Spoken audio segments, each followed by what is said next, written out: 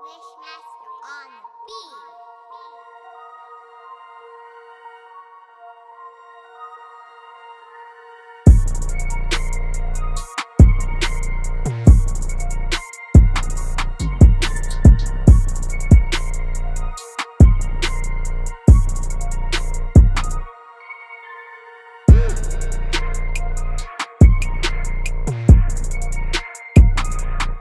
Hello everyone, I am Charles Lyon, formerly known as in my government name, Charles Gekana.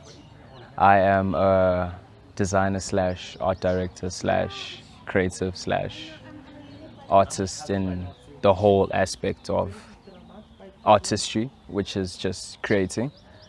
I design, basically conceptualize. It's a mother and son business. It's called Tim. Basically it's expressing who I am, my individuality, sharing it amongst other people. So basically each item you take and purchase has a very unique quote and should resonate with you as you buy that purchase. So it's basically a bit of me being given to you. Basically that's what it's mainly about. This is me.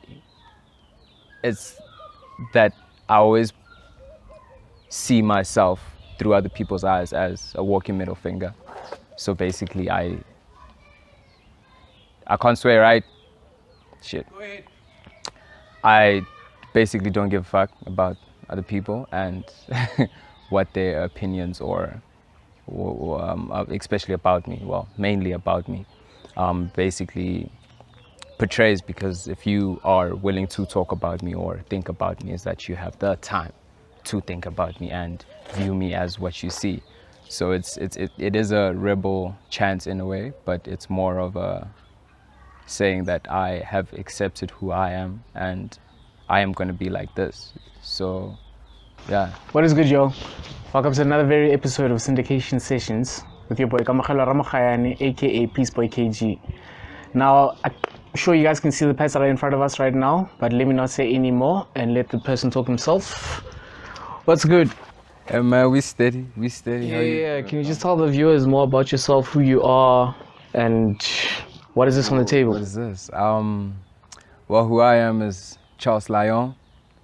They call me Lion, Tim, Uncle God, Uncle, the Uncle, Uncle Tasty, formerly known as Uncle Tasty actually. And basically what these pants are is just a part of me. I love baggy. I love the abnormal looks that other people do, shed. And so basically what I'm doing is giving a part of myself to other people, you know what I'm saying? So even the tags, which always will composite a quote. So basically each piece has its own quote and view of what's happening with you. I may not know it, but what you grab is, the connection you have with that item, and that's all it's about, All right. So basically, like, before you came up with this whole concept of like these pants and stuff, like, who were you? Who was I? Yeah, who were you? I won't lie to you, I wouldn't say I really know. Yeah. Because I was still growing as a person. Okay. And as time progresses, you start to see that there's specific things that you do besides other people. Yeah. So other people may rock labels or may have to buy a new outfit on the day or specific things like that. I started realizing that I'm not like other people. You know what I'm saying? I have a difference in my selection, in my likes and tastes. And so that's always been with me, but now it's starting to communicate, and this is how I'm communicating. Okay, and then how long ago did you start this whole thing? Like, how long? Okay, let me actually say, how long did it start you to actually say, okay, no shit, I'm doing this right now? Like, yo, I won't lie, I won't say I really know, because it's always been a repetitive thought. It's always been like, I'm Charles Batalski. My favorite writer always talks about if something is really burning you and hurting you, and you're always constantly thinking and dreaming, and it's always translating, because what is it called, neuro communication. Like, once you you speak of something during the day, you're gonna start seeing, and it's gonna start like popping up in your face, and that's where like style never used to be a thing for me. You know what I mean? But because you see that difference and that gap, you say, let me fill it, and that should have been around 4 years, maybe 4 years ago, but it's been all my life. All right. And then where do you sell like your pants and everything? Right now there is a show house or a showroom, which is in Melville, 61 4th Street. It's a tattoo parlor called Crow's Nest, and that's where you will see the pants, but also online, most definitely. And then how did you come about like approaching them? They're like, okay, no, hey, I want to sell my pants there. So just like how I was talking about, once you that neuro or that we've been talking a lot about manifestation like back at home. So once you speak or you're starting to put yourself into a position of working for yourself or pushing a design or pushing something, doors just automatically open. You know what I'm saying? I met this guy while I was working back at Cotton On, actually. I just met him and we just started speaking, and then once when I was in Melville I got to actually go visit his tattoo parlor, and then the idea was presented, you know what I'm saying. He knew a friend who was my assistant manager. He knew that friend, so they got me into that, you know, that vibe of we have a space, you know, there's something happening, you know, we want someone to fill it. And at that time I think I was just agreeing too much, because before that it was more of doing tailors, you know, trying to meet the ends, you know, just got them a sewing machine. That was like 6 months before that decision was made. And then everything just started pushing forward. Yeah. Rumor has it you actually have like a little story to tell. Story to tell? I have too many stories to tell. All right. Too many stories to tell. But what about the pants? Yeah. Yeah. Basically about the pants and about, you know, your moral support of how. Oh, You get what I'm okay. saying? I do. Basically, the story is more of there's two parts to the story. Is what I want to do, and where it really started is the fact that my mother was a designer. She was very into sewing machine, like the whole street, the whole neighborhood, back home, Makopane, Gamlekane. They knew my mother off making wedding dresses and makoti dresses and all that. So it's sort of the story of the younger version of me, if we can put it that way. The younger version of me was doing this, but had her time, and it finished. So I'm sort of the rebirth. And I've never accepted it being that the style came from her. If you've ever seen, like, I've never accepted it, and I still won't accept it, that the style came from her, but it's just another reflection. So when I started this, I wanted to make it a mother and son business, because I am sort of still practicing sewing. I can't fully form. So she is the one who actually constructed them. It's my designing, my conceptualizing, and my financial assistance to help her start or restart what she had initially started. So that's mainly the story of where it started. And the translation is that we are both non-communicators. We just battle with communicating to other people or even to ourselves. Like it's a roller coaster. And so this was a way of saying that this is who I am. Please take a piece of it so you can also see who you are. A communication. All right. That is the story. Where would you like to see yourself in the next like 2-3 years? Wow, man. 2-3 years. That's a lot of time. And there is a physical plan, but I know how life is and how my life runs, of doors just opening and just giving me an opportunity where I could be in China. I could be in I could be in Germany, I could be in Cape Town, you know what I'm saying? But in 2-3 years, I do believe Tim will have a name and a shake in this country and in many people's mouths, because this is not, it's basically a retail that has its customers, not its customers, its friends. Yeah. And people who are just like you, but translate differently. And now you have a piece of, in 2-3 years, I just hope to be seeing people and just be like, Yeah, I get you. that's my pants, or that's my top, or something like that. You know what I mean? Because I also have the shop space also pertains thrift clothes, because I also love thrifting, because I grew up as an African black child who didn't have as much. So my mom felt that, you know, let me get some thrift items to be, you know, to have clothes, you know what I'm saying? She still bought me the occasional, you know, lovely gifts, but I grew up in that sort of thrift and hand-me-downs. So it's always been like a, you know, that's how we flash, or we different, you know what I'm saying? So yeah, I want to see it and not have anything to say about it. Yeah. No, it's really interesting, yeah. These COVID times in South Africa, like, did it affect your business in any way? Well, I would say it invited more, Yeah. because it was more. Now I'm seeing a general increase in people wanting to support you. Yeah. Also because you are a face, and that's what you represent, and that's what they get to see. So they feel not a need, but like, you know, they feel that drive to support you.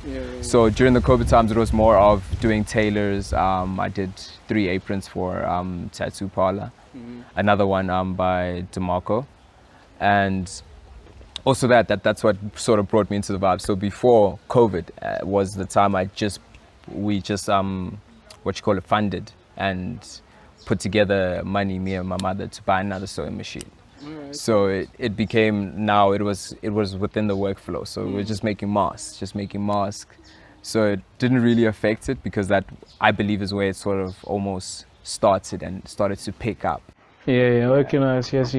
And then did you also have maybe time to actually think about like new, different ideas? Definitely, because I was still thinking of seasons. Yeah. Because there's a point we're gonna need to capitalize, where everything is starting to be open and it's starting to maybe be normal. I don't believe it will be normal again, but it was starting to be. Now it's going to be open, so you need to start thinking about seasons. So what I want to do is that these ones are more durable. They're for all seasons, all sizes. Well, between small and extra large, so between a 30 and a 36 can push. But yeah, I wanted it to be for almost like the whole year, so that there's no need to change, but there is going to be a change. So like next season, just to like, you know, put you in there, I'm going to be doing sort of like a more uniform look. So it's going to be more lighter chinos, so that it's a summer feel, but it's still a class. Like you can, basically what I also represent is that you can, what you wear in the morning and what you have put together, you can basically channel it for any activity.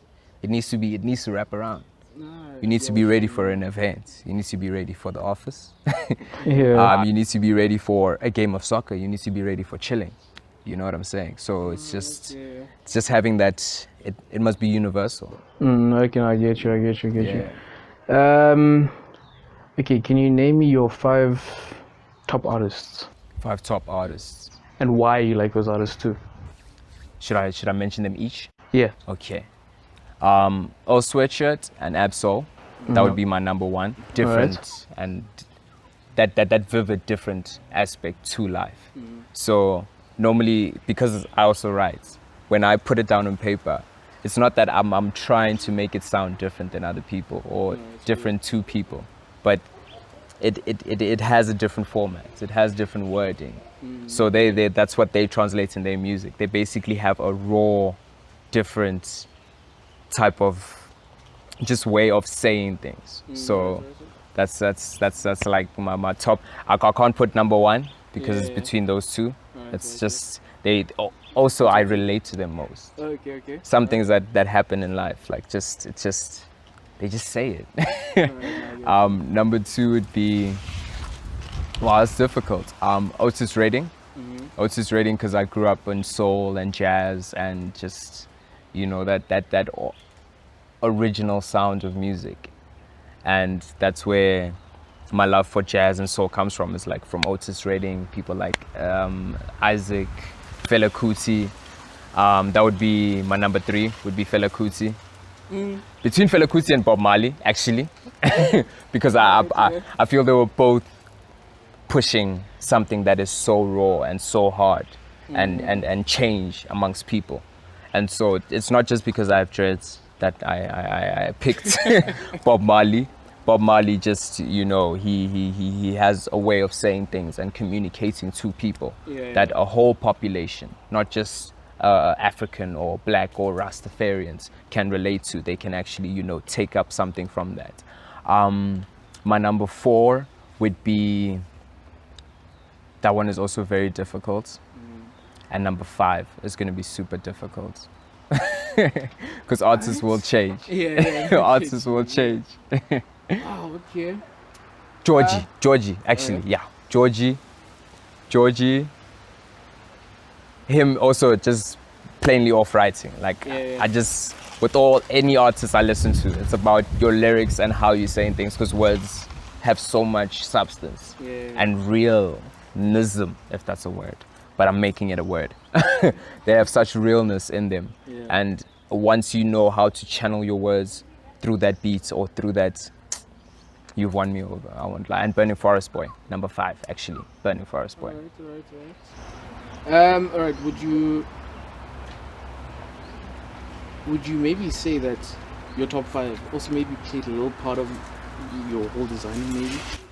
Not just designing. Like my workflow. No, okay, not workflow. Even though I do listen to these people while I do work, but it's just my whole perspective and view of life. They have contributed because these are artists that don't veer away from my playlist. Do you understand? They stay in my playlist, so they have really affected my, I won't lie, yes, thinking in terms of, I must still play in between the lines. I must still give you that little room for error to misinterpret this to be what it is. And I don't need to say it because I haven't said enough. You know what I'm saying? Wow. All right. Now, Shem, guys, so how much do your pants actually go for? My pants, basically the ones with the pockets, go for $350. All right. And the plain palazzos, the ones with the pocket is called a cargo balloon type of pants. It's a Chinese cut. And the palazzos is very old school, like your uncles, my mother. They all know palazzo. It's just a straight but very wide leg pants. But it's a comfortable. So the palazzos go for $300 and the cargo balloon pants go for $350. All right, and then if people wanted to order online, where can they find you? Best place is at Tim Collection, WW. That is the best place to find me at. The website is on the way because traction is a bit, it's getting a bit funny, so we need to give them what they want. Anyways, I really enjoyed having you on the show, dude. Bless it, man. My new best friend, guys. My new best friend. We with the shits. We with the shits. So thank you for tuning in to another episode of Syndication Sessions. I hope you guys will tune in to the next one, and please subscribe below. And Charles Lyon, you need to go to at Charles de Lyon or Uncle Tasty. You can search Uncle Tasty, I'll still pop up. That's for my Instagram, and for all my thrift and the collection which is going to drop, it's at Tim Collection WW. So yes. Alright, thanks guys. See you in the next episode.